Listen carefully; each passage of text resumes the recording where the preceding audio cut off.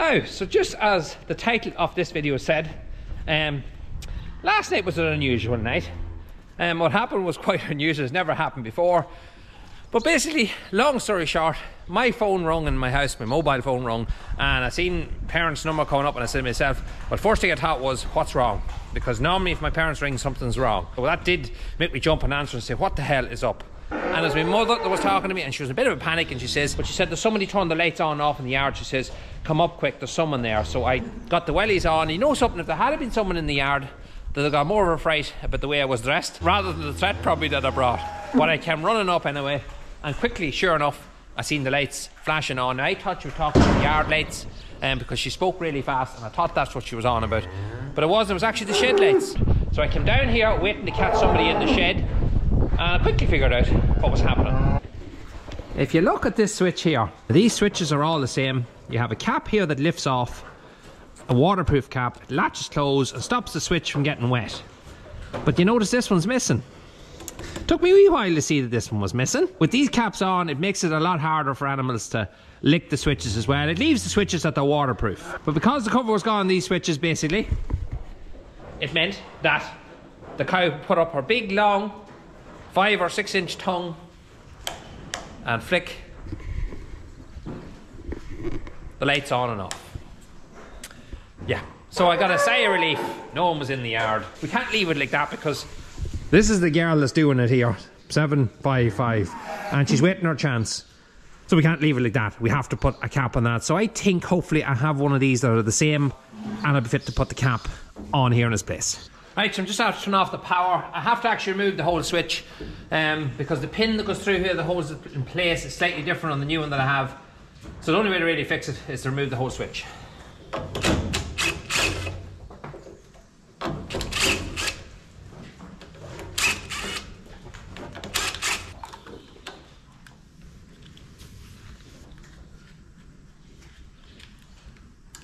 Okay, a new switch here, but you know what, I'm not going to put on a new back. The back is fine, so I'm just going to take the lid off this one.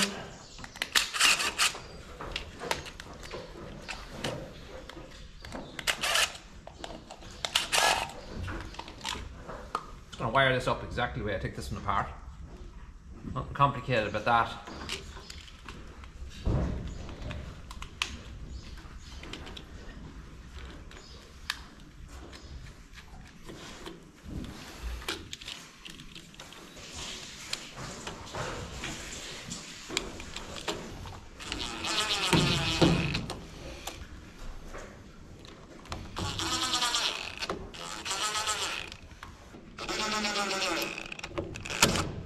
There you go. Now power back on.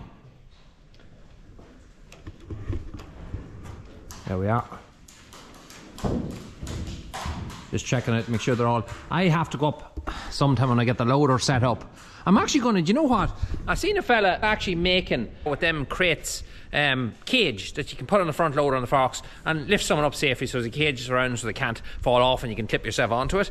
I've often wondered, what about using one of those 1,000-litre tanks, you know, the ones with the cage around it, and just taking the tank out of it, leaving the cage in place, putting a floor in it. Same thing, safe as anything. So I might actually make one of those, because just going up to actually, excuse me, can you leave them tools alone please for a minute? That's the same girl, yeah. But just to clean them lenses and things like that, if you're ever walking up on a roof, it'd be very handy to have. My brother could drive the tractor, lift me up, and I could do whatever I wanted on them lights and walk safely. What do you think? Would it be a good idea? How could it not be safe? You're surrounded in cage, you have perfect hooks underneath. I think it would be a win-win, so I might actually do that. It's like anything, you don't see a purpose for something until you get rid of it. Because I had one of those tanks sitting idle there for the past 8 or 9 years, and I used to store diesel in it actually, and I wasn't using it as long time, and I only gave it away there a couple of months ago. And now I've thought of an idea when I don't have it. Always the way. This cow here in the very end, that cow there, I'm glad to see her eating. She's coming back to herself now. But that cow calved about 2 weeks ago as a fair big elder. When she calves, she springs up very, very big. She's only a third calver. But I was in one morning just doing my walk through the cattle, and she's about a week from calving, and I seen blood on the slats. So I had looked through all the elders, and lo and behold, she just took one of the teeth clean off. Well, cut it across, kind of halfway down, straight off. I just said to myself, oh, it's the worst thing any dairy farmer can see, I said, how did you do that? But there's a couple of things that probably happened. Either she got up and walked on it herself, or she fell on the slats, which I don't see happening, and just ripped it, caught it in the middle of the slats and ripped it off that way. Or another cow walked on her when she was laying down. I don't know. It happens to most dairy farmers at some stage, whether it's barbed wire or in the slats, whatever. It's very disappointing. Anyway, she calved, we couldn't make that quarter. And I knew then we had to watch out for mastitis and watch out for her getting felon, which is even worse. Because that can go into the blood and that can actually kill her fairly quickly, and it's very hard to cure. So I had to watch her, and after about a week or so of her calving, I noticed our milk production was going down. Our appetite was going down as well, so I said, here we go. We spoke to the vet about it, and we put her on Sinulox injection, and she'll be on that for a few days anyway. She's getting about 25 cc's a day because she's a nice big cow. And we're bathing it. We're using that peppermint cream. We can't pull it out because nothing comes out. It's all completely sealed over. So we have to see how that does. She's definitely improving. She's now eating, which is great. She was eating before, but not enough. So fingers crossed, she'll come back to herself. I think she will now. I think she's over the worst of it. We have bought our fertiliser. We've bought a little more than what we would normally use in the springtime, just to keep us going for a while, because it's going up rapidly, and whether we're fit to get it or not, that's another problem. So we have to bite the bullet and pay an absolute fortune. But I'll talk about that more when we're getting our fertiliser. We have it bought. It's sitting in the co-op ready for us to collect. Normally just go up to the co-op, they'd fill it into the fertiliser sower and come down with a ton at a time, because the co-op is only a very short distance beside me, and that's the way I'd normally do it. But I will be bringing some of it home in Australia because we bought more of it this year. If you're worried about it, don't. Just look around you. Every farmer around you is in the same ball. You're no different. So try not to let it get to you too much. Things will improve.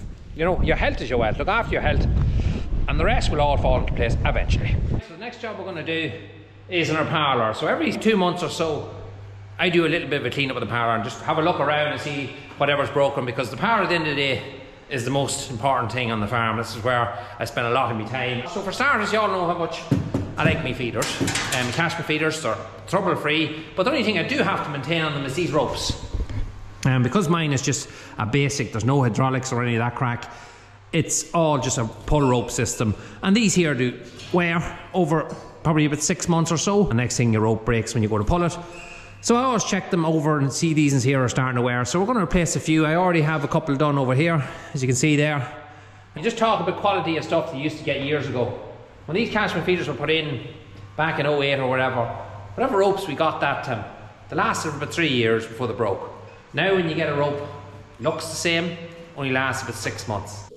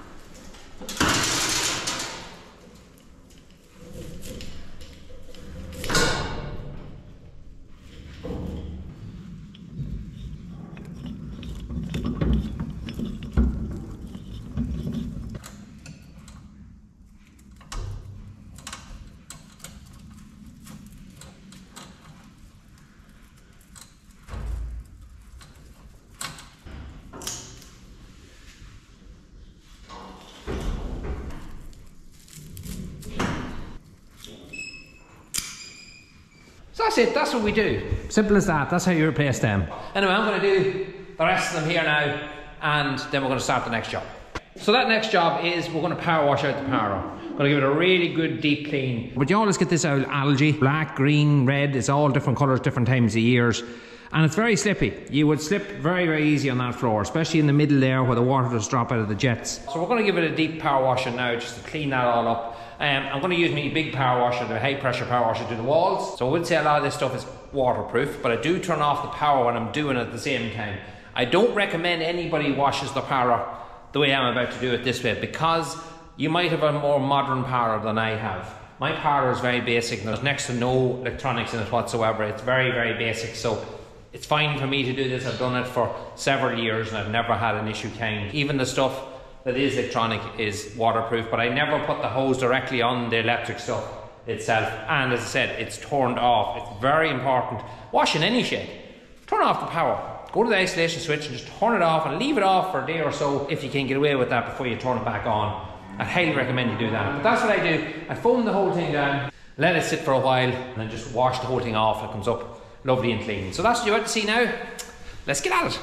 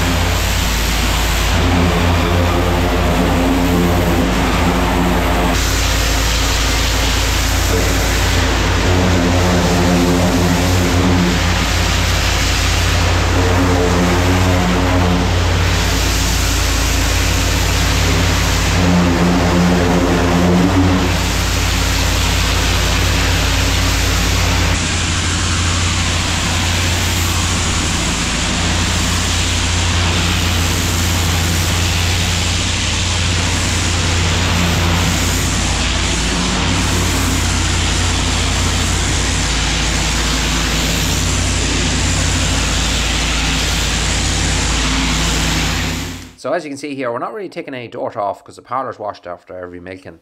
But we're taking off that algae. You see there kind of yellowy colour on the floor because it's really slippy on cow's feet and they can fall very easily on it. Then we'll treat it with a bit of hypochlorite, a small bit of hypochlorite and some hot water, and that'll keep it away for a couple of months at least.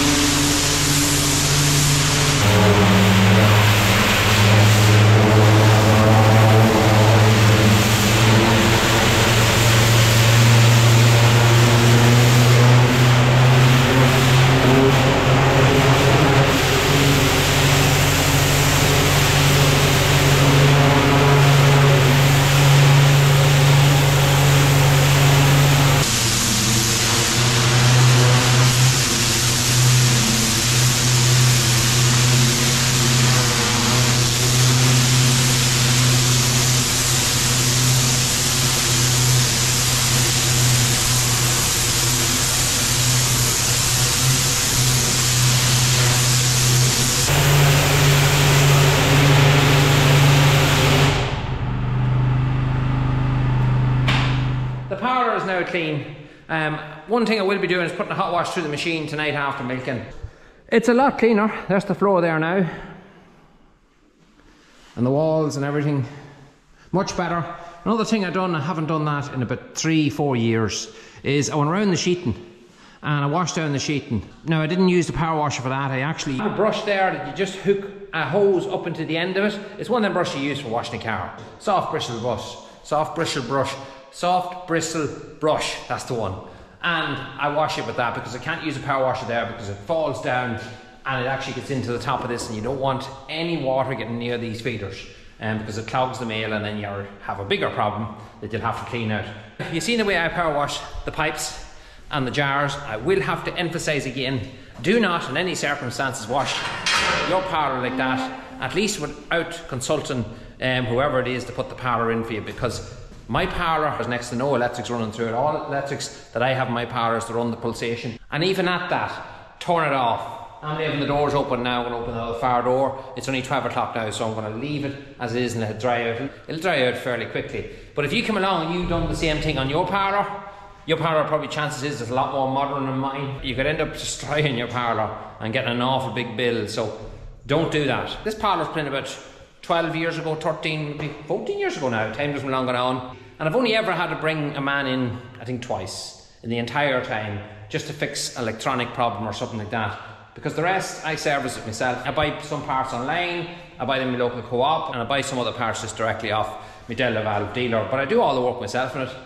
That's why I like the fact that it's so basic. Everything about it is so basic. I can fix nearly everything with a pair of pliers, a screwdriver, and a 13mm wrench. So it's a couple of days later now, and there's one little job that I want to do on the parlour, which is quite simple, but will make a big difference when I'm making the cows. This backing bar can move up and down, depending on the size of cow that's in last. So literally, you lift it up, cow comes in, drop it down behind her, and then from in here, push it up behind her.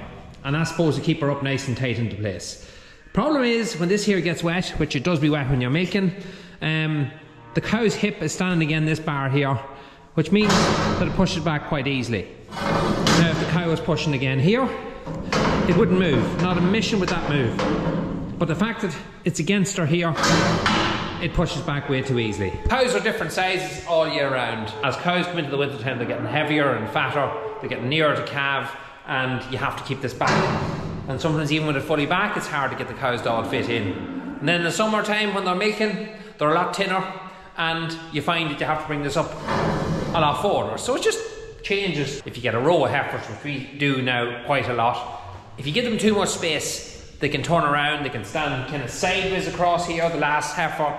It's very hard to reach in and try get the machine on her. They are quiet, but they get too much space and too much room to move around. So it's nice to really keep this up tight and limit the space that they have. So this doesn't work correctly at the minute, and hence the reason I sometimes use a chain here at the back just to keep the last ones up nice and tight. But we're going to change that. We're going to fix that now quite easily.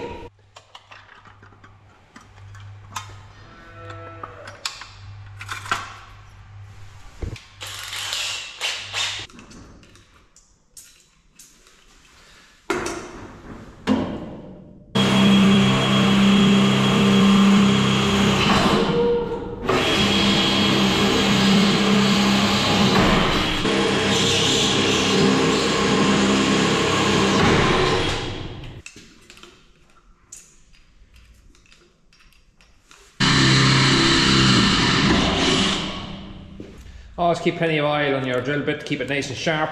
It doesn't overheat.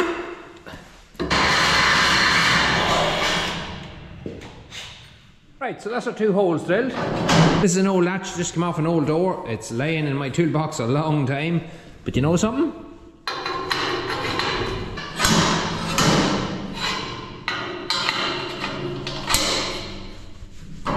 Perfect. That'll lock it into 2 different places. Now, there's no point in leaving this pin on its own with nothing holding it on because you lost it. There's no doubt about it. You will lose it. So, let's put a little chain on it.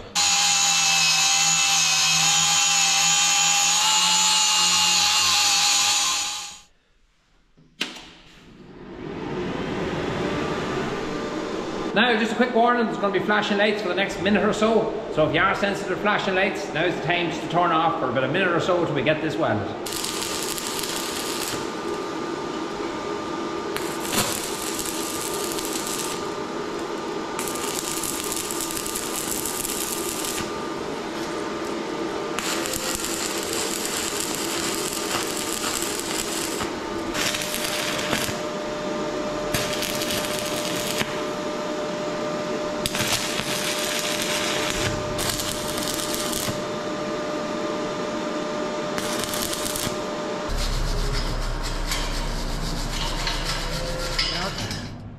So there we have it. It's cooled down now, so it is. So that's our chain on our latch. We lift that up and push that forward, and we can put our chain in here. And that way it can't go back. That was a bit of a 5-10 minute job, and that will be so handy. A few weeks ago, I done the other side. Just use a door handle as well. Very same thing. You push it forward from here down in the pit. You find the hole, you pop it in, and that's it. It just keeps them up into the place. So all I have to do if I need more space is drill as many holes as I want along here, but I think 2 is going to be fine. And that's it. Another little job complete.